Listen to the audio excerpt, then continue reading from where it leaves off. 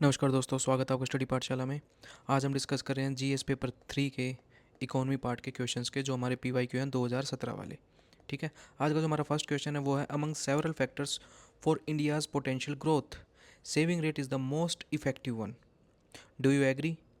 What are the other factors available for growth potential? और other factors कौन कौन से हैं आपकी ग्रोथ पोटेंशियल के लिए? तो इसमें आपको इंट्रोडक्टिव पार्ट में क्या लिखना है, बॉडी पार्ट में क्या लिखना है और कंक्लूजन पार्ट में क्या लिखना है, ये क्वेश्चन अपने आप में ही बता देता है। तो सबसे पहले आपको बताना है, पोटेंशियल डिफाइन करना है सिंपल टर्म्स में। किसके बारे में? पोटेंशियल ग्रोथ के बारे में। क्या पोटेंशियल ग्रोथ है? सेविंग रेट के बारे में। देन आपको बॉडी में डिस्कस करना है सिग्निफिकेंस, कि जो सेविंग रेट्स हैं इफेक्टिवली जो यूज़ कर रही हैं उनके सिग्निफिकेंस क्या है। देन आपको बताने हैं अदर फैक्टर्स अवेलेबल, जो अदर फैक्टर्स हैं उनके बारे में। और कंक्लूजन करना है सजेशन देते हुए इंडिया की ग्रोथ कैसे बढ़ाई जाए। राइट। तो सबसे पहले आपको पता होना चाहिए, अब डेफिनेशन में सबसे पहले क्या लिखेंगे आप? Potential growth. अब पोटेंशियल ग्रोथ का मीनिंग क्या होता है बेसिक, अगर आपसे पूछूं तो मैं, तो ये वो ग्रोथ होती है कि rate at which N economy can expand. कब एक्सपेंड होगी? अगर फुल्ली पोटेंशियल, मतलब अपनी फुल कैपेसिटी को यूज़ करते हुए और आपकी फुल एम्प्लॉयमेंट को यूज़ करते हुए। बेसिकली क्या समझेंगे? फुल कैपेसिटी के साथ जो ग्रोथ हो रही है, पोटेंशियल ग्रोथ है। फॉर एग्जांपल मैं कहूँ, आप 100 मीटर की रेस लगा सकते हैं, ठीक है, बट आप 70 मीटर तक ही पहुँच रहे हैं, 80 मीटर तक ही पहुँच रहे हैं, बट आपका पोटेंशियल कितना है? 100 तक पहुँचने का। बट अगर आप अपनी फुल कैपेसिटी लगाएंगे तो आप 100 भी कवर कर सकते हैं। तो सेम है, आपकी पोटेंशियल कितना है वो डिपेंड करता है आपकी ग्रोथ पे। तो ये हो गया। देन आपसे नेक्स्ट बोला गया है सेविंग्स क्या होती है। सेविंग्स में देखो आप, डिस्पोजेबल इनकम जो होती है, डिस्पोजेबल इनकम कौन सी होती है? Personal income. फॉर एग्जांपल आपकी 1 लाख आपकी पर्सनल इनकम है, इसमें आपके अदर डिडक्शंस भी होंगे। अदर डिडक्शन में आपका जैसे टीडीएस हो गया, पीएफ के कट गए, या आपकी छोटी मोटी इंश्योरेंस जो भी आप कर रहे हैं, और जो छोटे मोटे खर्चे जो गवर्नमेंट ले लेती है वो कट गए आपके। तो डिस्पोजेबल इनकम होती है आपकी पर्सनल इनकम में से लगभग सब डिडक्शंस कटने के बाद डिस्पोजेबल इनकम है, मतलब आप इसको यूज़ कर सकते हो। अब यूज़ करने के बाद इंडियन लोगों का आपने देखा होगा कुछ सेविंग भी करते हैं, है ना। सेविंग करते हैं तो मतलब क्या बताना है इसमें? परसेंटेज जो हमने डिडक्शन हुआ, हमने निकाल लिया अलग से, डिडक्ट कर लिया अपनी, कहाँ से? डिस्पोजेबल इनकम से। ठीक है, मतलब एक तरह से सेट असाइड कर लिया, एक रख लिया हमने अलग से।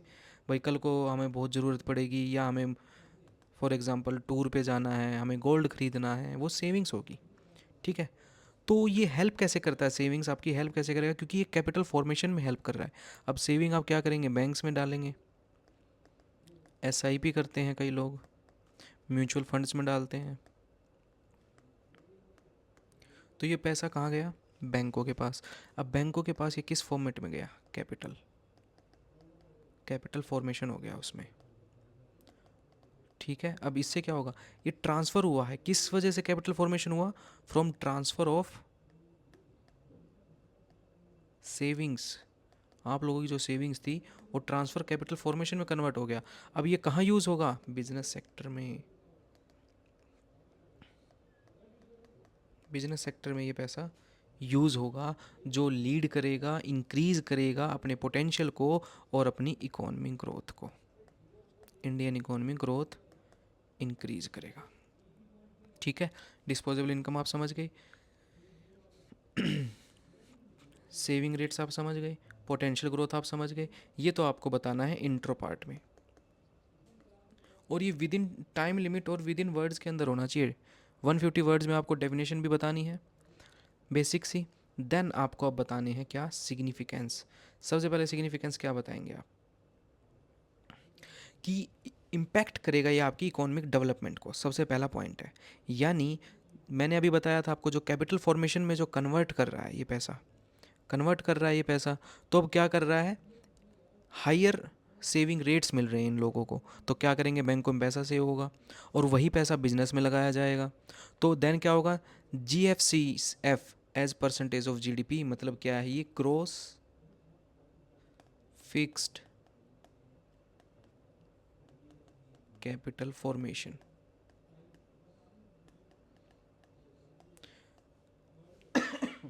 मतलब फिक्स्ड कैपिटल जो आपने सेविंग्स में अपने बैंक अकाउंट्स में डाला, एक तरह से फिक्स कैपिटल हो गया, आपने एफडी में बना दिया, उसको कन्वर्ट कर दिया। अब वो बैंक्स यूज़ कर रहे हैं उसको, कहाँ, लोन दे रहे हैं। तो ग्रोस फिक्स्ड कैपिटल फॉर्मेशन जो बन रही है परसेंटेज के हिसाब से देखा जाएगा, वो फ्लक्चुएट होता रहता है। ठीक है, रीजंस होते हैं, मतलब क्या, अब आप सेविंग्स जो पैसा आप अपना यूज़ कर रहे हो, मतलब सेव कर रहे हो, वो अपने आने वाले टाइम के लिए यूज़ कर रहे हैं, फ्यूचर्स के लिए यूज़ कर रहे हैं, रिटायरमेंट टाइम के लिए यूज़ कर रहे हैं, एसआईपी जो कर रहे हैं, या पीएफ जो दे रहे हैं आप अपना, तो वो कैपिटल फॉर्मेशन होता जा रहा है बैंक्स में। तो वो फ्लक्चुएट होता रहता है, इंक्रीज़ और इम्पैक्ट करता रहता है आपकी इकोनॉमिक डेवलपमेंट में।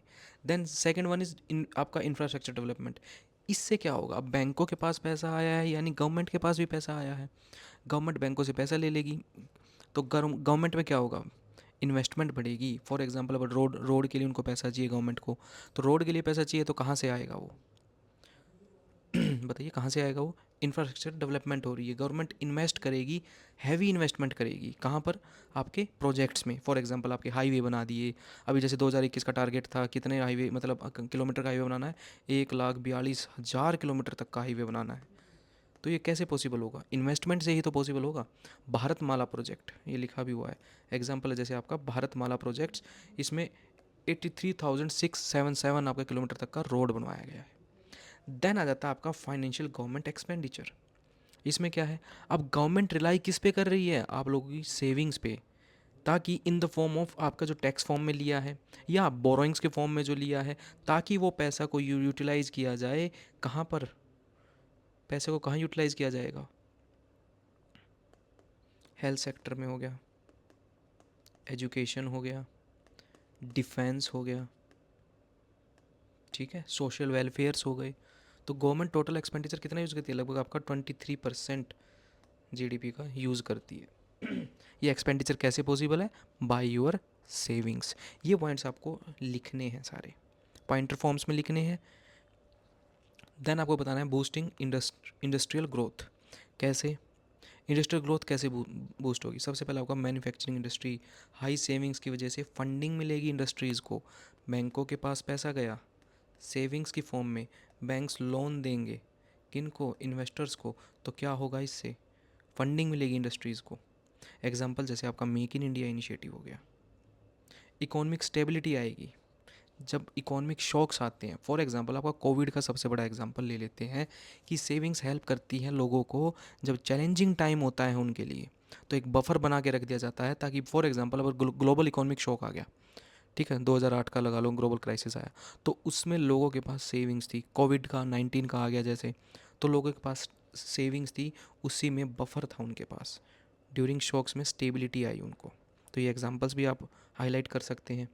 फाइनेंशियल इंक्लूजन, अब लोग सेविंग्स कहाँ करेंगे, बैंकों में करेंगे, ठीक है, बैंक्स में सेविंग्स करेंगे तो क्या होगा, ज़्यादा ज़्यादा फाइनेंशियल एसेट्स क्रिएट होगा इंस्टीट्यूट्स में फॉर एग्जांपल आपके बैंक्स हो गए, तो इससे वो क्या फोस्टर करेंगी, ग्रोथ फोस्टर होगी, ठीक है।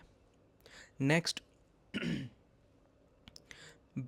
ट्रेड एंड एक्सटर्नल बैलेंस में, जैसे बैलेंस ऑफ ट्रेड एक्सटर्नल आपका क्या रहेगा, डोमेस्टिक सेविंग क्या करेगी, एक्सटर्नल बोरोइंग्स जो हम लेते हैं, गवर्नमेंट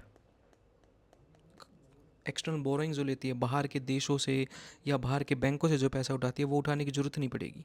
क्यों नहीं ज़रूरत पड़ेगी, क्योंकि हम एक्सटर्नल सेक्टर पे अब रिलाई नहीं कर रहे हैं, क्योंकि हमारी सेविंग्स लोगों के पास इतनी है, ठीक है। तो रिड्यूस करेगा ये क्या, reliance on external borrowings, right. Then इसी में आपका आ जाता है एक्सपोर्ट ग्रोथ बढ़ेगा, एक्सपोर्ट की ग्रोथ बढ़ेगी यानी हमारा इम्पोर्ट कम हो जाएगा, इम्पोर्ट कम होगा मतलब करंट अकाउंट डेफिसिट हमारा कम हो जाएगा। ये सारे पॉइंट्स आपको राइट डाउन करने हैं। अब आ जाते हैं कुछ और अदर फैक्टर्स में, जैसे आपका ह्यूमन कैपिटल एंड टेक्नोलॉजी वाला हो गया, जैसे for example human capital development लगा लीजिए। अब इसी का एग्जांपल दूं कि इंडिया की डेमोग्राफी एक क्रूशियल एस्पेक्ट है। आपने देखा होगा यंग पॉपुलेशन इंडिया में बहुत ज़्यादा है। अगर 2021 का डाटा है जैसे, तो लगभग एवरेज एज, मीडियन की अगर एवरेज निकाली जाए तो 28 ईयर्स है वो, ठीक है। तो इसमें क्या बता रखा है, इससे हमें क्या करना पड़ेगा, ह्यूमन डेवलपमेंट बढ़ाना पड़ेगा। फॉर एग्जांपल आपका स्टार्टअप हो गया, स्टार्टअप इंडिया, स्किल इंडिया, ये प्रोग्राम्स आपको स्टार्ट करने पड़ेंगे। इसका एग्जांपल सबसे बड़ा होगा कर्नाटका में बेंगलुरु जो है, इंडिया की सिलिकॉन वैली माना गया है, एक पोटेंशियल हब है वहाँ पर टेक्नोलॉजी स्टार्टअप्स के लिए। ठीक है। देन नेक्स्ट आ जाता है आपका क्या, टेक्नोलॉजी एडवांसमेंट। ग्रोथ के साथ जैसे इंटरनेट आपका पेनिट्रेशन बनाना पड़ेगा, डिजिटल पेनिट्रेशन बनाना पड़ेगा, जैसे आपका जन धन योजना हो गया फॉर फाइनेंशियल इंक्लूजन्स, सारे बैंक अकाउंट्स में कर दिया आपको। फार्मर्स को डायरेक्ट बेनिफिट ट्रांसफर्स भी वहीं से मिलेंगे, सब्सिडीज़ भी डायरेक्ट ट्रांसफर्ड हो जाएंगी। ठीक है। स्कीम्स का बेनिफिट छूटेगा वो भी उनका डायरेक्टली ट्रांसफ़र उसी में ही हो जाएगा। तो ये क्या है, टेक्नोलॉजी एडवांसमेंट डिजिटलाइजेशन की वजह से हो रहा है सारा, टेक्नोलॉजी का एडवांसमेंट हो गया। देन नेक्स्ट आता है आपका गवर्नमेंट पॉलिसीज़। गवर्नमेंट पॉलिसी क्या क्या इंप्रूव करे, जैसे policy initiative for example ease of doing business. Ease of doing business में क्या होगा, जो इंडिया की जो रैंकिंग थी लगभग इम्प्रूव हो रही है। किस वजह से, क्योंकि बिजनेस इंडेक्स जो ease of doing business index है वो इम्प्रूव हो रहा है। किस रीज़न की वजह से, क्योंकि फॉर एग्जांपल आपका जीएसटी इंट्रोड्यूस कर दिया गया, टैक्स रिजाइम अच्छे से कर दिया गया, और अदर बोटल नेक्स हैं उनको रिड्यूस कर दिया गया।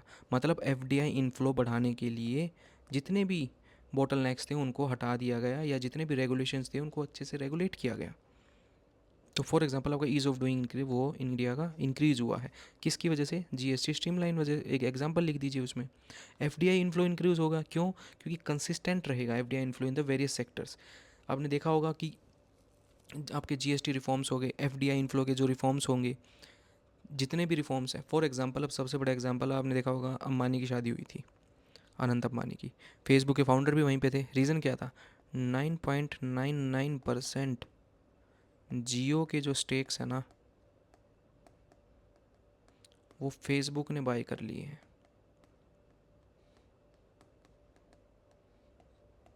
तो वो तो आने ही थे, पार्टनर है वो उनके। ठीक है। तो जियो के प्लेटफॉर्म ने किसने किया, अमेरिकन टेक्नोलॉजी ने एफडीआई इनफ्लो किया, राइट। तो ये इंपॉर्टेंट हो जाते हैं आपके जितने भी पॉइंट्स हैं। नेक्स्ट, चैलेंजेस क्या क्या हैं, सबसे बड़ी चीज़ इशू आ जाता है कि आपके मतलब इसमें चैलेंजेस क्या क्या आ सकते हैं। इनकम इनक्वालिटी, सबसे बड़ा चैलेंज क्या है, इनकम इनक्वालिटी। आपको भी पता है वेल्थ का जो कंसंट्रेशन है लगभग टॉप 1% के पास सबसे ज़्यादा है। देन आता है स्किल डेवलपमेंट, अपने इंडिया की 4 to 5% लोग ही स्किल्ड ऑर्गेनाइज सेक्टर में काम करते हैं, स्किल्ड हैं। अदर जो वो हैं लेबर फोर्स है, एक तरह से लेबर है, वो स्किल्ड नहीं है। तो स्किल डेवलपमेंट की ज़रूरत है, need a skill workforce. Small medium enterprises जैसे चैलेंजेस कैसे हैं कि अफोर्डेबल क्रेडिट नहीं मिल रहा है उनको, फाइनेंशियल सपोर्ट इतना नहीं मिल रहा है उनको, सेविंग इन्वेस्टमेंट गैप बहुत ज़्यादा है कि लोग सेविंग्स तो कर रहे हैं बट इन्वेस्टमेंट उस पॉइंट तक ग्रोथ नहीं हो रही है, एक डिस्पैरिटी है सेविंग रेट और एक्चुअल इन्वेस्टमेंट में। तो इस गैप की वजह से जो रियल में जो पोटेंशियल ग्रोथ चाहिए थी वो निकल के नहीं आ रही है। तो रिकमेंड क्या किया जाएगा, रिकमेंड ये किया जाएगा सबसे बड़ा काम किस पे करना पड़ेगा, स्किल डेवलपमेंट। देन इम्प्रूव करना पड़ेगा सबसे बड़ी चीज़। दूसरी चीज़ क्या बताई है, improve ease of doing business, improve ease of doing business, इसको इम्प्रूव करना पड़ेगा। तो ये पॉइंट्स आप लिख सकते हैं अपने कंक्लूजन में कि स्किल लेबर को स्किल्ड कीजिए, और एसएमई जितने भी स्मॉल मीडियम एंटरप्राइजेज़ हैं उनको अफोर्डेबल क्रेडिट प्रोवाइड किया जाए ताकि वो भी डेवलप हो सके, और प्रॉपर जो रियल पोटेंशियल है अपनी इंडियन इकोनॉमी का उसको यूटिलाइज करते हुए हम इकोनॉमी ग्रोथ अपनी बढ़ा सकें, राइट। तो ये आपको रिकमेंड करना है शॉर्ट फॉर्म में, 150 वर्ड्स के अंदर ये आपको लिखना है सारा। ठीक है। तो नेक्स्ट क्वेश्चन की तरफ चलते हैं आज के हमारे। नेक्स्ट क्वेश्चन क्या है, account for the failure of manufacturing sector in achieving the goal of labour intensive exports. Suggest करना है measures for more labour intensive rather than capital intensive export. 150 words के अंदर ही आपको क्वेश्चन अटैम्प्ट करना है। तो इसमें सबसे पहले इंट्रो में क्या लिखेंगे आप,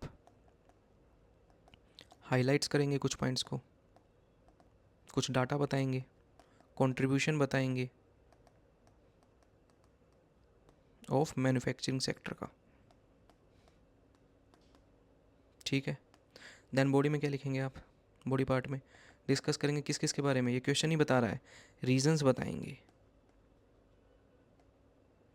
सजेस्ट करेंगे मेजर्स, ठीक है। देन कंक्लूजन में क्या निकला है कि हमें क्या करना पड़ेगा, need to export, labour intensive market बनानी पड़ेगी, लेबर इंटेंसिव सेक्टर पे काम करना पड़ेगा, ये सब आपको मतलब बताना है सारा। ठीक है, अब चलते हैं क्वेश्चन की तरफ। सबसे पहले क्या है, India manufacturing sector evolution and the challenges. सबसे पहले ट्रांजिशन फेज़ देखते हैं। इनिशियली इंडिया में क्या हुआ था, इंडस्ट्रियलाइजेशन आया। सबसे पहले क्या आया, इंडस्ट्रियलाइजेशन। देन लाइसेंस राज आया कि लाइसेंस प्रोवाइड किए गए। देन लिबरलाइजेशन, लिबरलाइजेशन कब आया, 1991 के क्राइसिस के बाद आया। ठीक है, तो ये सारे पॉइंट्स आपको किस में लिखने पड़ेंगे, अपने इंट्रो पार्ट में। और करंट ग्लोबल कंपटीशन के बारे में बताना पड़ेगा। ये सारे पॉइंट्स आपको किस में बताने पड़ेंगे, इंट्रोडक्टरी पार्ट में। अब चैलेंजेस की अगर बात की जाए, की चैलेंजेस क्या है, सबसे पहला चैलेंज क्या है कि स्लो ग्रोथ हुई है। लेबर इंटेंसिव जो सेक्टर है उसमें ग्रोथ बहुत स्लो पेस पे हुई है। रीज़न, सर्विस सेक्टर में एकदम हम कूद गए, मैन्युफैक्चरिंग सेक्टर में बहुत कम ग्रोथ हुई है। ठीक है, अब मैन्युफैक्चरिंग सेक्टर में आप देखेंगे 2005 का देखेंगे low value added labour intensive कि 30% देखेंगे of organise manufacturing employed in India में थे। 1991 के बाद तो इम्प्रूव हुआ, बट हम कूद किस पे गए, सर्विस सेक्टर की तरफ। सारा कंसंट्रेशन किस पे चला गया, कैपिटल इंटेंसिव सेक्टर में। कहाँ जा रहा है पैसा, कैपिटल जो इंटेंसिव जो सेक्टर्स हैं उनकी तरफ जा रहा है। कौन कौन से हैं वो, auto parts, chemical, software, pharmaceuticals, इन सभी सेक्टर्स में पैसा जा रहा है। ठीक है, अगर आप देखेंगे फॉर एग्जांपल मैं ये कहता हूँ कि इंडिया का जो इंडियाज़ ग्लोबल शेयर जो है मैन्युफैक्चरिंग सेक्टर में वो है बस 2% के आसपास, जबकि चाइना से अगर कंपेयर करें तो वो है 22.4%। और हमारे इंडिया का जो मैन्युफैक्चरिंग का देखेंगे वो है लगभग कितना, 14 to 17%। जीडीपी का अगर देखेंगे तो 14 to 17% ही है। तो वर्क किस पे करना पड़ेगा, अब लो स्किल्ड वर्कफोर्स है, मैंने बता रखा है 2 से 5% ही स्किल्ड है हमारे पास। तो इन पॉइंट्स को आपको याद रखना है सबसे पहले। देन आपको क्या बताया गया, की चैलेंजेस में हमारे क्या कहेंगे, ग्लोबल कंपैरिजन हमने कर लिया, चाइना के साथ किया और सारा बता दिया जितने की चैलेंजेस क्या हैं। लो स्किल लेबर है, कंसंट्रेशन हमारा कैपिटल उधर जा रहा है, स्लो ग्रोथ हो रही है हमारी जो लेबर इंटेंसिव सेक्टर है। Then Indian labour intensive manufacturing. ठीक है, इंडस्ट्री जो है, इंडस्ट्री जो हमारी फूड प्रोसेसिंग है, जैसे टोबैको है, टेक्सटाइल है, अपेरल्स हैं, जितने भी लेदर्स वाले काम हैं, ये राइज नहीं हो पा रहे हैं एज पर अगर देखा जाए। रीज़न क्या है, ओनली 35% ऑर्गेनाइज मैन्युफैक्चर एम्प्लॉयड ही काम कर पा रहे हैं उसमें। डिक्लाइन हो रहा है प्रोडक्टिविटी, किस वजह से, क्योंकि 1991 के क्रैश के बाद, लिबरलाइजेशन के होने के बाद, प्राइवेटाइजेशन होने के बाद, ग्लोबलाइजेशन होने के बाद डायरेक्ट सर्विस सेक्टर की तरफ हम शिफ्ट कर गए। रीजंस की बात की जाए तो देखेंगे आप, डायरेक्ट शिफ्ट कर गए हम सर्विस सेक्टर की तरफ। रीज़न क्या है कि सर्विस सेक्टर में आप देखेंगे 50% तक हमारी जीडीपी काम करती है, 43% टोटल एक्सपोर्ट हमारा जाता है उधर। और लेबर कॉस्ट बढ़ रही है। अब लेबर कॉस्ट बढ़ रही है तो मैन्युफैक्चरिंग वाला क्यों काम करेंगे, क्योंकि मैन्युफैक्चरिंग की जो प्रोडक्शन कॉस्ट है वो भी तो बढ़ जाएगी ना, इससे प्रोडक्शन कॉस्ट बढ़ जाएगी। अगर लेबर कॉस्ट बढ़ रही है तो प्रोडक्शन कॉस्ट बढ़ जाएगी। एग्जाम्पल किसका लिया, चाइना का, क्योंकि वहाँ पर लेबर कॉस्ट कम है। ऑटोमेशन आ गया, टेक्नोलॉजी अडेप्टेशन आ गई कि रोबोटिक्स आ गए। ठीक है, इसमें क्या हो गया, अब इलेक्ट्रॉनिक प्रोडक्शन ज़्यादा हो रहा है, डिपेंडेंसी लेबर की तरफ कम हो रही है। इकोनॉमिक ग्रोथ की बात की जाए तो इकोनॉमिक ग्रोथ क्या है, मैन्युफैक्चरिंग सेक्टर में अगर देखा गया तो जीडीपी के अगर देखेंगे आप, तो जबकि सर्विस सेक्टर तो 50% तक ग्रोथ कर गया है। स्पेशलाइज्ड जो डोमिनेट कर रहे हैं कौन से, specialised and capital incentive sectors कौन से हैं, अभी डिस्कस किए थे, एआई वाले हो गए, कंप्यूटर सॉफ्टवेयर वाले हो गए, ठीक है, फार्मास्यूटिकल्स हो गया। ये सारे किसके हैं, कैपिटल इंटेंसिव सेक्टर्स हैं, वो डोमिनेट कर रहे हैं, सर्विस सेक्टर डोमिनेट कर रहा है। तो इकोनॉमिक ग्रोथ किस पे डिपेंड होगी, इस पे।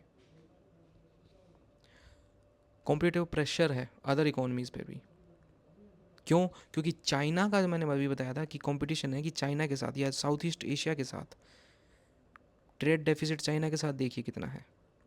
चाइना का 40% टेक्सटाइल जो है एक्सपोर्ट होता है, बांग्लादेश सेकंड नंबर पर है।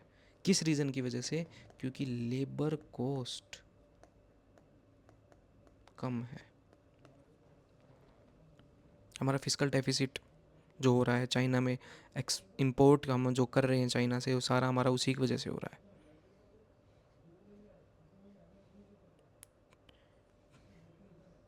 ठीक है। देन नेक्स्ट आपका गवर्नमेंट पॉलिसीज़ एंड ट्रेड जितने भी एग्रीमेंट्स हैं। अब डाटा के अकॉर्डिंग देखा जाए, हमारा एफडीआई इनफ्लो इंक्रीज़ हुआ है, ठीक है, इंडिया में इंक्रीज़ हुआ है। कंप्रिहेंसिव इकोनॉमिक कोऑपरेशन एग्रीमेंट चाहे सिंगापुर के साथ हुआ है कि हम एक्सपोर्ट करेंगे सिंगापुर को, ट्रेड करेंगे आसियान के साथ। इससे हम इंक्रीज़ कर रहे हैं, गवर्नमेंट अपनी पॉलिसीज़ लेके आ रही है, ट्रेड एग्रीमेंट्स लेके आ रही है, अदर कंट्रीज़ के साथ एमओयू साइन कर रही हैं। देन हो कैसे सकता है? अगर मेजर्स करने हो हमें, ठीक है, कैसे होगा वो?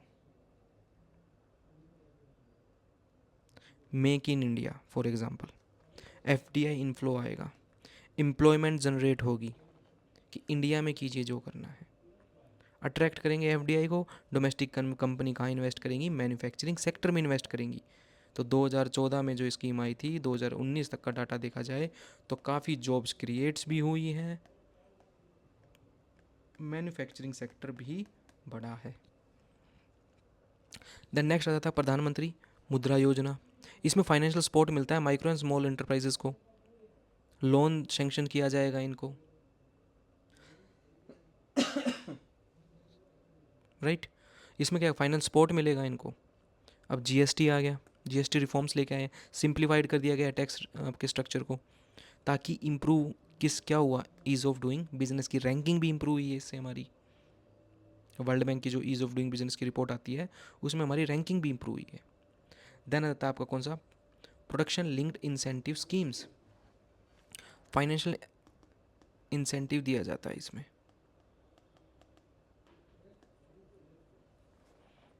देन आपका नेशनल स्किल डेवलपमेंट मिशन हो गए, स्किल ट्रेनिंग प्रोवाइड किया जाएगा वर्कफोर्स को, उनको स्किल्ड लेबर बनाया जाएगा।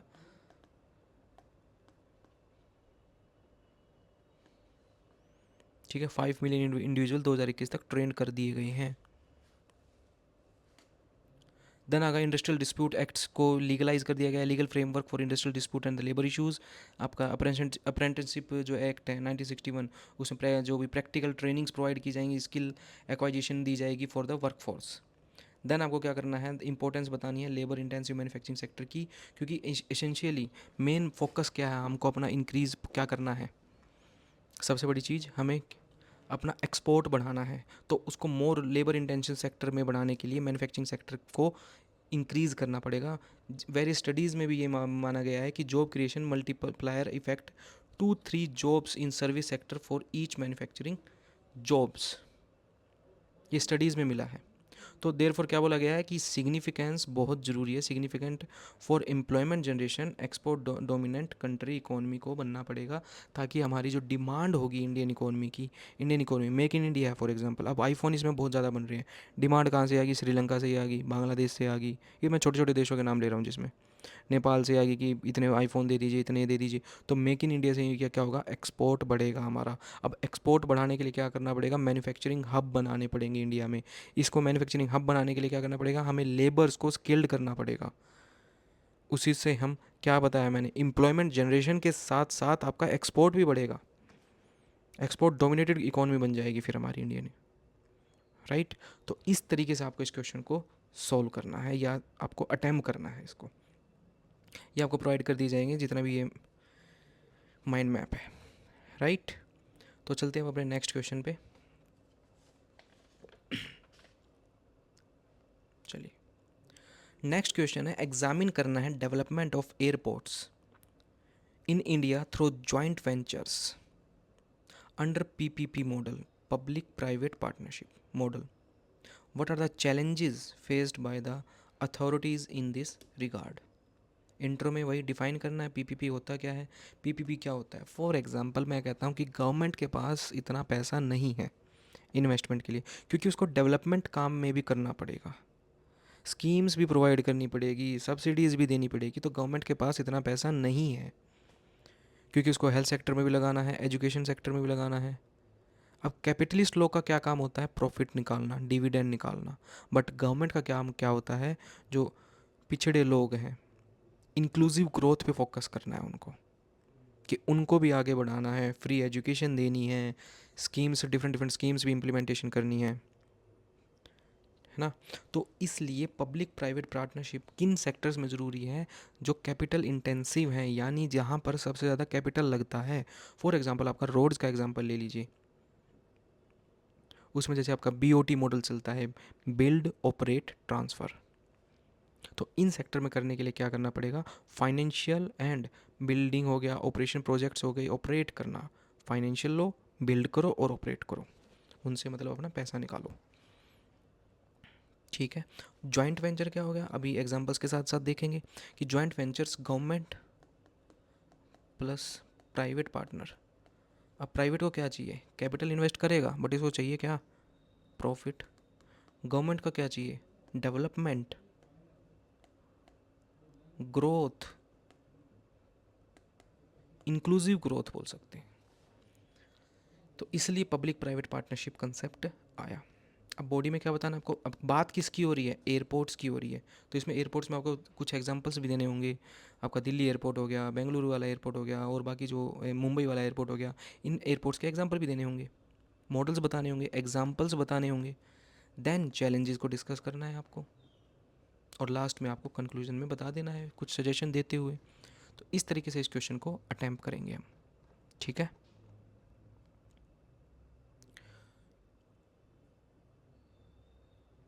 चलो, तो सबसे पहले ओवरव्यू करते हैं, पीपीपी होता क्या है। ओवरव्यू मैंने आपको वही भी बताया था कि कोलैबोरेशन होता है किस किस के बीच में? गवर्नमेंट और प्राइवेट सेक्टर के बीच में। ठीक है, इसको बोल देते हैं पीपीपी मॉडल। अब इसमें क्या होगा? इन सेक्टर्स में क्या होगा? फाइनेंशियल मिलता है, पैसा आएगा, बिल्ड किया जाएगा, काम पे मतलब पैसा लगाया जाएगा, और ऑपरेट किया जाएगा। मतलब वही मैंने आपको जो बताया था, बीओटी मॉडल, यानी बिल्ड, ऑपरेट और ट्रांसफ़र। ठीक। ग्रीन फील्ड आपके एयरपोर्ट्स पे, जैसे बेंगलुरु और आपका हैदराबाद हो गया। ट्रांसफॉर्म करना सिविल एविएशन सेक्टर को। ये आपका ओवरव्यू हो गया पीपीपी इन एयरपोर्ट मॉडल। देन आपको कुछ क्या बताना है? की डेवलपमेंट्स बतानी है। की डेवलपमेंट्स में आपको क्या, सारे एग्जांपल्स ज़रूरी नहीं है या ये सारे एग्जांपल्स आप याद रखें। आप जैसे दिल्ली वाला याद रख लीजिए, मुंबई वाला याद रख लीजिए, बेंगलुरु का याद रख लीजिए, चेन्नई या हैदराबाद का, इनमें से, या अहमदाबाद का याद रख लीजिए। इस तरीके से आप कुछ एग्जांपल्स आपको याद रखने पड़ेंगे एयरपोर्ट वाले। जैसे आपका दिल्ली इंटरनेशनल जो आपका एयरपोर्ट है, डायल जिसको बोल देते हैं, प्राइवेटाइज़ किया गया इन 2006। किस किस के कंसोर्टियम के बीच बीच में है? जीएमआर ग्रुप, एएआई, ठीक है, फ्रैपोर्ट आपका एयरपोर्ट अथॉरिटी, और आपका मलेशिया एयरपोर्ट होल्डिंग हो गया। ठीक है, इन इनके बीच में ये है। तो this is a joint venture है। तो रिस्पॉन्सिबल है, इसमें क्या क्या ऑपरेट करेंगे ये सारी चीज़, कि जितना भी मॉडर्नाइजेशन है, एक्सपेंशन करना है, लोगों को फैसिलिटीज़ जो प्रोवाइड करनी है, सब फैसिलिटीज़ बतानी है। अपग्रेडेड फैसिलिटीज़ चाहिए, एक्सपेंशन चाहिए, मॉडर्नाइज होना चाहिए सब कुछ, कि वाईफाई जोन भी हो, चार्जिंग केबल भी, हमें चार्जिंग भी लगानी चाहिए, हमारी फैसिलिटीज़ मिले, ट्रॉलीज़ मिले। तो ये तो जॉइंट वेंचर के थ्रू ही पॉसिबल है ना। अब गवर्नमेंट तो क्या कहेगी? आपको बेसिक फैसिलिटीज़ प्रोवाइड कर सकती है, बट प्राइवेट आपको मॉडर्नाइज्ड फैसिलिटी प्रोवाइड करेंगे, अपग्रेडेड फैसिलिटीज़ प्रोवाइड करेंगे, एक्सपेंडेड फैसिलिटीज़ प्रोवाइड करेंगे। तो इसलिए ये एग्जांपल्स आपको सभी ज़रूरी हैं। फिर आपका मुंबई का एग्जांपल ये 2006 में ही हुआ था, ये भी जीवी के लेड कर रहा है इसको, कंसोर्टियम को। तो सिग्निफिकेंट सबके पॉइंट क्या हैं? Modernisation, expansion, upgradation. अब गवर्नमेंट के पास तो पैसा नहीं है इतना, कौन लगाएगा? प्राइवेट लोग लगाएंगे। प्राइवेट लोग फिर क्या करेंगे? उनसे पैसा निकालेंगे, ऑपरेट करेंगे उनको, उन एयरपोर्ट्स को ऑपरेट करेंगे, वहाँ से पैसा निकालेंगे। फॉर एग्जांपल कैंटीन का टेंडर दे दिया किसी को, अंदर देखते हैं ना आप, ड्यूटी फ्री आपको शॉप्स मिलती हैं, उनको भी पैसा देना पड़ता है। तो अब मिलके जॉइंट वेंचर है, तो जॉइंट प्रॉफिट ही तो लेंगे। गवर्नमेंट का भी अगर हिस्सा है तो गवर्नमेंट को ही पैसा जाएगा, किसी प्राइवेट इंडस्ट्रियल का पैसा है तो उसको पैसा जाएगा, जिसका जितना परसेंटेज है वो उसको उतना पैसा जाएगा। फॉर एग्जांपल आपका बेंगलुरु हो गया, इंटरनेशनल एयरपोर्ट हो गया, किस किस के बीच के है? कर्नाटका गवर्नमेंट और बिटवीन कर्नाटका स्टेट गवर्नमेंट और बेंगलुरु वाला किस किस के बीच में है आपका? बेंगलुरु इंटरनेशनल अथॉरिटी और आपका कर्नाटक गवर्नमेंट के अंडर में है, ठीक है। तो इसका क्या है, की कंट्रीब्यूशन क्या है? साउथ ट्रैफिक का मेजर कंट्रीब्यूशन करता है, ये मेजर कंट्रीब्यूटर है south India's air traffic growth के लिए। इतना एयर ट्रैफिक आता है यहाँ पे, पर अब इसकी ग्रोथ ओनली गवर्नमेंट तो नहीं कर सकती, तो इसलिए डेवलपमेंट के लिए और किसी को भी जुड़ना पड़ेगा साथ में। तो मेजर कंट्रीब्यूटर है साउथ में। कोची का एग्जांपल ले लीजिए, सबका सेम मॉडल है। ओनरशिप इसमें बतानी है आपको, बस 4-5 मॉडल याद रखने हैं। उन मॉडल को आपको एग्जाम्पल के साथ साथ बता देना है कि मेन मोटिव क्या है, मॉडर्नाइजेशन, एक्सपेंशन और upgradation of the facilities by PPP model, by JV model, joint venture model. Coimbatore का ले लीजिए, अहमदाबाद का ले लीजिए, ये सब में यही है, अपग्रेडेशन, एक्सपेंड करना ताकि टूरिज़्म डिमांड बढ़े। गोवा में तो ये है। बेंगलुरु क्या है, सिलिकॉन वैली है, तो इसलिए वहाँ पे ट्रैफिक बहुत ज़्यादा है, स्टार्टअप्स वहीं हैं सारे। तो एयर कनेक्टिविटी होना बहुत ज़रूरी है। तो ये आपने एग्जांपल्स बताने हैं, ठीक। अब इनके बेनिफिट्स क्या क्या होंगे, ये आपको कुछ पॉइंट्स बता देने हैं। बेनिफिट्स में क्या बताएंगे, सबसे पहले इन्वेस्टमेंट जो है, इंक्रीज इन्वेस्टमेंट होगी। फॉर एग्जांपल आपका किसका मॉडल का बता रखा है, आपका कैंपेगोडे का बता रखा है, ठीक है, कर्नाटका कैंपेगोडे बेंगलुरु वाला। तो उसमें क्या बता रखा है कि भाई इतना पैसा यूज़ हुआ है, इट अट्रैक्ट करेगी, इतनी इनिशियल इन्वेस्टमेंट अट्रैक्ट की गई है, ठीक है। इन्वेस्टमेंट इंक्रीज़ हुई। इम्प्रूवड पैसेंजर एक्सपीरियंस किस वजह से, क्योंकि मॉडर्नाइजेशन किया, अपग्रेडेशन किया, एक्सपेंशन हुआ, इनको फैसिलिटीज़ मिल रही है ना, पैसेंजर को फैसिलिटीज़ मिल रही हैं, तो एक्सपीरियंस इनका अच्छा जाएगा। Operation enhanced operation efficiency, operation efficiency को एनहांस कर दिया गया कि प्राइवेट पार्टनर्स की वजह से एक्सपर्टाइज आ गई है एयरपोर्ट मैनेजमेंट में। इम्प्रूव्ड ऑपरेशनल एफिशिएंसी बढ़ गई है, वेट टाइम रिड्यूस हो गया है, वेटिंग टाइम जो है रिड्यूस हो गया है। अब चेक इन आप डायरेक्ट ऑनलाइन कर सकते हैं, जो टिकट का जो आ जाता है। इसकी वजह से जॉब क्रिएशन हो रही है। राजीव गांधी आपका एयरपोर्ट लगा लीजिए, direct and indirect employment opportunities बढ़ रही है वहाँ पर, अगर आप देखेंगे जॉब क्रिएशन हो रही है सिंपल टर्म्स में। टेक्नोलॉजी एडवांसमेंट आ रही है, सोलर पावर ऑपरेशन यूज़ किए जा रहे हैं। आपके कोचिंग का एग्जांपल दे दीजिए। रेवेन्यू जनरेट हो रहा है, जैसे दिल्ली एयरपोर्ट में लगा लीजिए, रेवेन्यू शेयर हो रहा है किस किस के बीच में, मैंने बताया था एयरपोर्ट अथॉरिटी के बीच में भी हो रहा है, ठीक है। जबकि देखेंगे आप 60% जो रेवेन्यू है वो कौन ले जाता है, airport authority of India, AAI 60%, क्योंकि इसकी इन्वेस्टमेंट है इसमें। रीजनल कनेक्टिविटी हो रही है, उड़ान स्कीम एग्जांपल दे दीजिए इसमें। स्मॉलर जो सिटीज़ हैं वहाँ पर इंक्रीज़ हो रही है रीजनल कनेक्टिविटी। फास्टर डेवलपमेंट हो रहा है, नवी मुंबई का लगा लीजिए।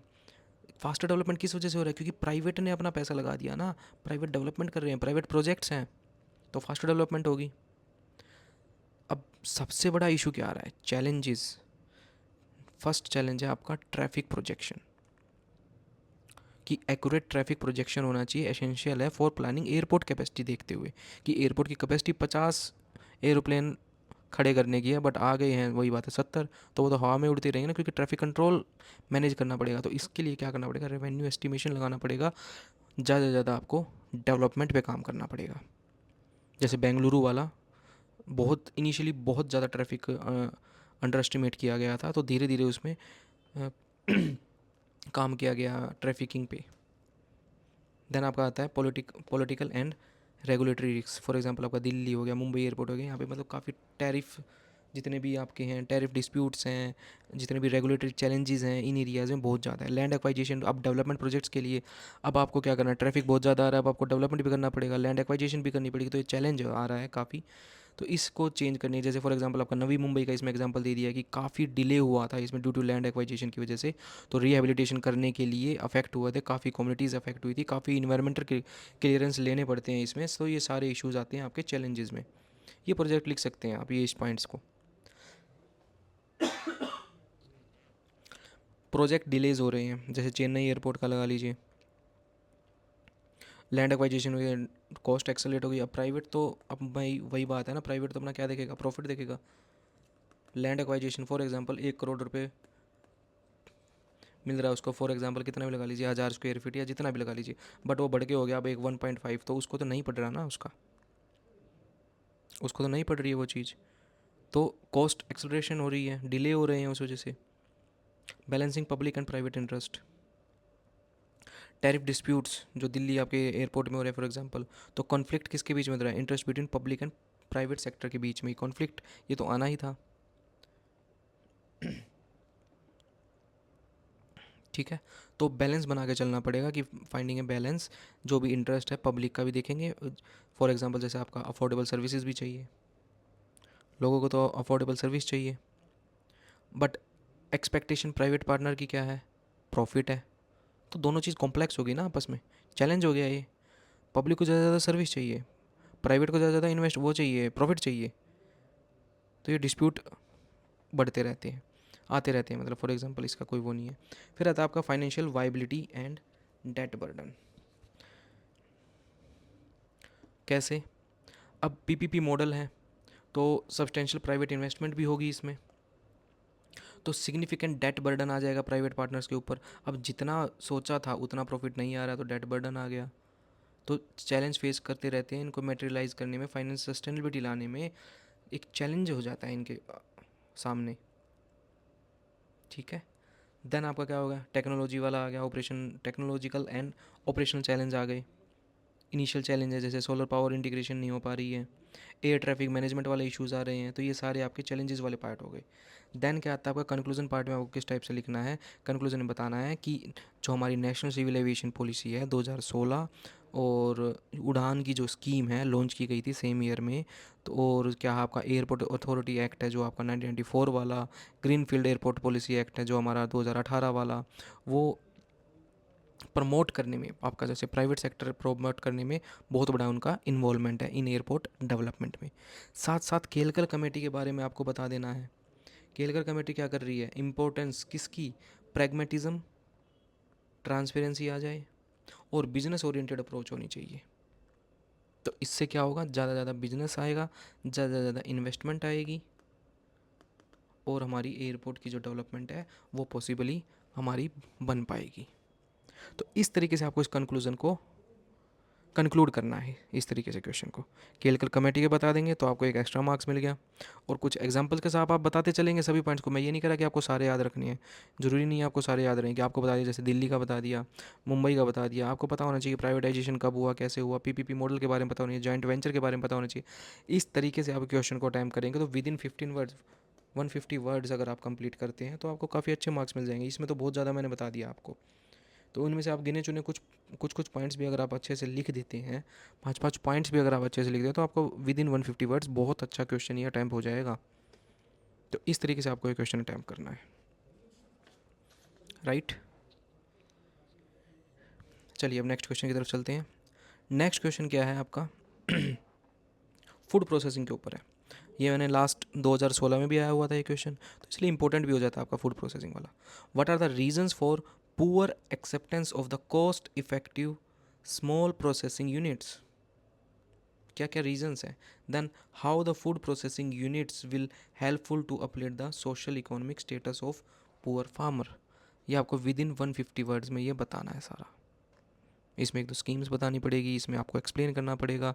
तो सबसे पहले क्या लिखेंगे इंट्रोडक्शन में, अबाउट किसके बारे में, फूड प्रोसेसिंग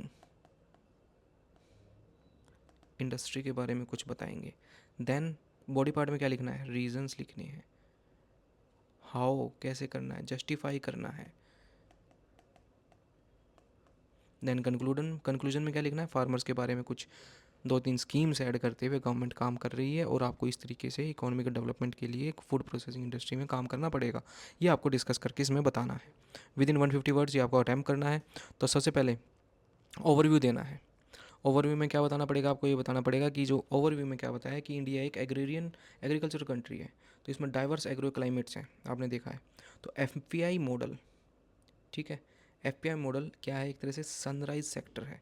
सनराइज सेक्टर आपको पता होना चाहिए, कोई न्यू इंडस्ट्री, कोई भी न्यू इंडस्ट्री जो एक तरह से ग्रोइंग है, डिमांडिंग है, ठीक है, इम्पोर्टेंट है फॉर द अपकमिंग फ्यूचर के लिए, तो ये आपकी कौन सी होती है, सनराइज सेक्टर्स होते हैं वो। फॉर एग्जांपल मैं बता देता हूँ, एआई, फॉर एग्जांपल आपका होगा ड्रोन्स, फॉर एग्जांपल्स आपके हो गए सेमी कंडक्टर्स, फॉर एग्जांपल हो गया आपका ग्रीन इकोनमी। ये सारे आपके पॉइंट्स हैं। तो ये आपको डिस्कस करते हुए बताने हैं कि एफपीआई जो है, फूड प्रोसेसिंग इंडस्ट्री, एक तरह से सनराइज सेक्टर है, मतलब आइडियल है, कंडीशन है, ड्यू टू डाइवर्सी, आपकी जो डाइवर्सिटी है हमारी इंडिया में, फ्रूट्स, फूड ग्रेन और वेजिटेबल्स को लेके। ठीक है, अब करंट स्टेटस का देखेंगे तो क्या है, 1.5 कंट्रीब्यूट कर रहा है एफपीआई जीडीपी का, और 9% और मैन्युफैक्चरिंग का। अब फैक्टर्स क्या क्या होने चाहिए एफपीआई में, फैक्टर्स जो फेवरिंग है एफपीआई में, मतलब obviously raw material easily available होगा, फेवरेबल पॉलिसीज़ हो इनके लिए, गवर्नमेंट पॉलिसीज़ जो सपोर्ट करती हो एफपीआईज़ को, तो लार्ज एक्सपोर्ट हो, उसके सबसे ज़्यादा एक्सपोर्ट पोटेंशियल बहुत अच्छा होना चाहिए, लो कॉस्ट वर्कफोर्स होनी चाहिए, मतलब अफोर्डेबल लेबर्स होनी चाहिए इनके पास। तो ये सारे रीजंस क्या हैं, आपके फैक्टर्स हैं। इन पॉइंट्स को आप विद इन 2 to 3 लाइन्स में आपको ये लिखने पड़ेंगे। देन आपको बताने हैं सबसे बड़ा पॉइंट रीजंस, क्योंकि क्वेश्चन स्टार्ट ही यहीं से हो रहा है आपका।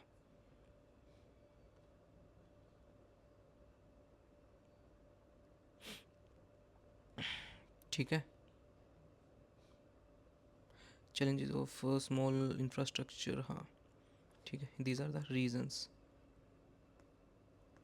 सबसे पहला आपका इंफ्रास्ट्रक्चरल रीज़न, क्यों कोल्ड स्टोरेज नहीं है,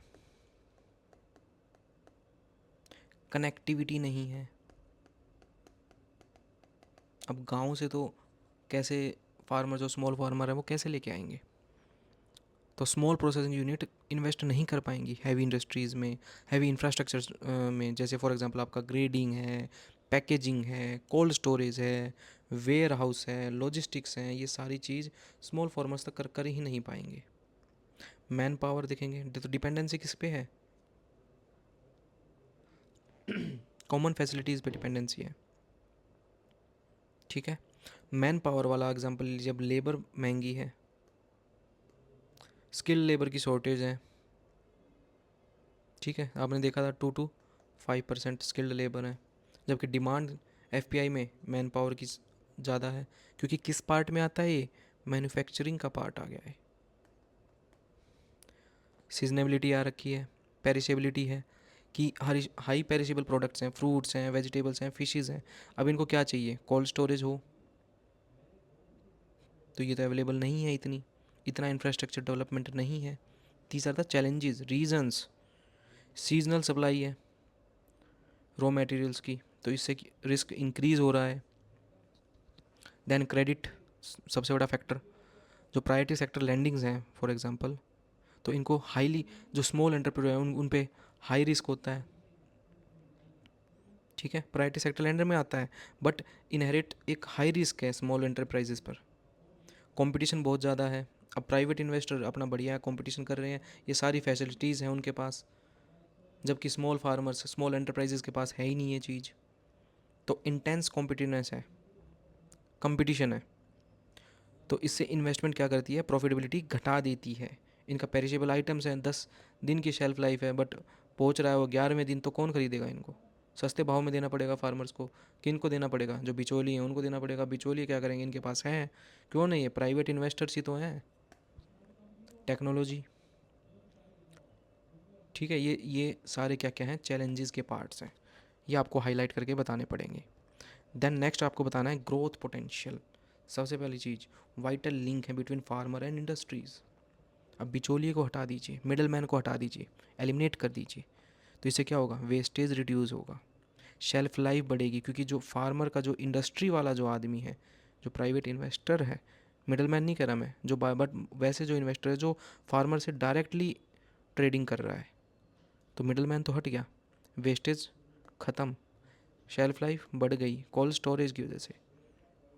फार्मर को बेनिफिट, डायरेक्ट बेनिफिट मिल रहा है ना, प्रॉफिट बढ़ गया, इंप्रूव करेगा फार्मर की इनकम। अब प्रॉफिट बढ़ गया तो फार्मर की इंप्रूव हो जाएगी, डायरेक्ट लिंकेज हो गया, कोई बार्गेनिंग पावर, इतना वो बार्गेनिंग कर सकता है मैन्युफैक्चरिंग और इसके साथ। एक्सपोर्ट बढ़ेगा इसकी वजह से, स्कोप बढ़ गए एक्सपोर्ट के, सिग्निफिकेंट पोटेंशियल भी है। फॉरेन करेंसी, अब एक्सपोर्ट बढ़ रहा है तो फॉरेन करेंसी आ रही है, करंट अकाउंट डेफिसिट घट रहा है इसकी वजह से हमारा, हर चीज़ जुड़ी हुई है, देख रहे हैं आप। गिने चुने पॉइंट्स वही हैं, वही रिपीटेड पॉइंट्स हैं, उनको घुमा फिरा के यूज़ करना है। एम्प्लॉयमेंट बढ़ेगी, ठीक है, रूरल को जो यूथ है, फार्मर जो लेबर्स हैं, उनकी एम्प्लॉयमेंट बढ़ेगी। ऑन फार्म एम्प्लॉयमेंट भी बढ़ेगी, क्योंकि फार्मर को क्या दिख रहा है, प्रॉफिट, डायरेक्ट प्रॉफिट मिल रहा है इनको, डायरेक्ट लिंकेज है, इंडस्ट्री और फार्मर के बीच डायरेक्ट लिंकेज है, फार्मर के बेनिफिट्स बहुत ज़्यादा हैं, एलिमिनेट कर दिया गया है मिडलमैन को, तो घूम फिर के वही पॉइंट है, इंप्रूवमेंट होगी, कोऑपरेटिव फार्मिंग होगी, बेटर आपकी मार्केटिंग मिलेगी, डिसीजन मेकिंग अच्छा होगा, प्राइस डिस्कवरी बहुत अच्छी आएगी, जितना प्राइस जो होगा रियली वो यूज़ किया जाएगा।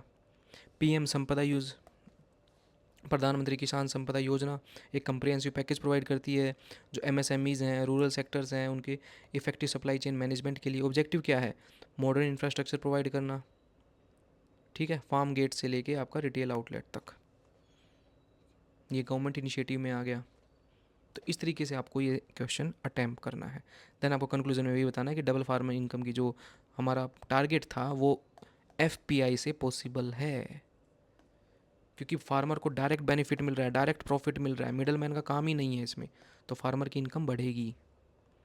गवर्नमेंट को पुश करना पड़ेगा, एग्री एंटरप्रेन्योरशिप को इंक्रीज़ करना पड़ेगा। वो कैसे इंक्रीज़ होगी, आपका ये प्रधानमंत्री संपदा योजना हो गया, बाकी सब्सिडीज़ देनी है, इंसेंटिव्स प्रोवाइड करने हैं स्मॉल एंड मीडियम एंटरप्राइजेज़ को, तो गवर्नमेंट पुश करेगी तो ऑब्वियसली बढ़ेगा ना ये मार्केट। क्लब कर दिया जाए स्मॉल प्रोसेसिंग यूनिट्स को विद एस्पिरेशनल एंटरप्रेन्योर्स, तो इससे क्या होगा, आपकी एलिमिनेट पॉवर्टी एलिमिनेट हो जाएगी, इंक्रीज़ हो जाएगा एंटरप्रेन्योरशिप अमंग यूथ और एग्रीकल्चर कंट्रीब्यूशन जीडीपी का बढ़ेगा, जीडीपी के अंदर यूटिलाइज़ कर दिया जाएगा एफपीआई का फुल्ली पोटेंशियल, जो कि नेसेसरी है सेट हमारे जो गोल्स हैं उनको अचीव करने के लिए, एक्सपोर्ट बढ़ाने के लिए, फार्मर्स की इनकम इंक्रीज़ करने के लिए, यूथ को एम्प्लॉय करने के लिए एफपीआई की ज़रूरत है, फूड प्रोसेसिंग इंडस्ट्रीज़ की ज़रूरत है, इसी से हमारा मैन्युफैक्चरिंग सेक्टर भी इंक्रीज़ होगा। तो ये सारे पॉइंट्स आप देखेंगे सर्कल में, तो घुमा फिरा के यही पॉइंट्स ही इम्पोर्टेंट हैं। तो इस तरीके से आपको इस क्वेश्चन को कंक्लूड करना है, समझाना है विद इन 150 वर्ड्स। तो आपको जितना याद रहे विद इन 150 वर्ड्स वो कंक्लूड करके ये अपना काम पक्का कर लेना है, ठीक है। तो इस तरीके से आप इस क्वेश्चन को करेंगे। तो नेक्स्ट क्लास हमारी जो रहेगी, इसमें आपको जो नेक्स्ट 4 क्वेश्चन हैं वो डिस्कस करेंगे हम। इसमें आपको ये क्वेश्चन आप अटैम्प्ट करके देखिए खुद से, जितने पॉइंट्स है ज़रूरी नहीं है सारे याद रहें, जो जो आपसे याद हो सकें, बट एग्जाम्पल्स बहुत ज़रूरी हैं, स्कीम्स बहुत ज़रूरी हैं, गवर्नमेंट के इनिशिएटिव्स बहुत ज़रूरी हैं, कुछ डाटा इंपॉर्टेंट बहुत ज़रूरी है, जैसे फूड प्रोसेसिंग इंडस्ट्री के बारे में आपको पता होना चाहिए, मैन्युफैक्चरिंग सेक्टर कितना है जीडीपी में, ये कुछ कुछ पॉइंट्स बहुत ज़रूरी हैं इकोनॉमी में, इससे ये आपको एक्स्ट्रा एज प्रोवाइड करता है, एक्स्ट्रा मार्क्स आपको मिलेंगे इसमें। इस तरीके से आपको अपने मेंस आंसर राइटिंग प्रैक्टिस को जारी रखना है। तो thank you and have a nice day.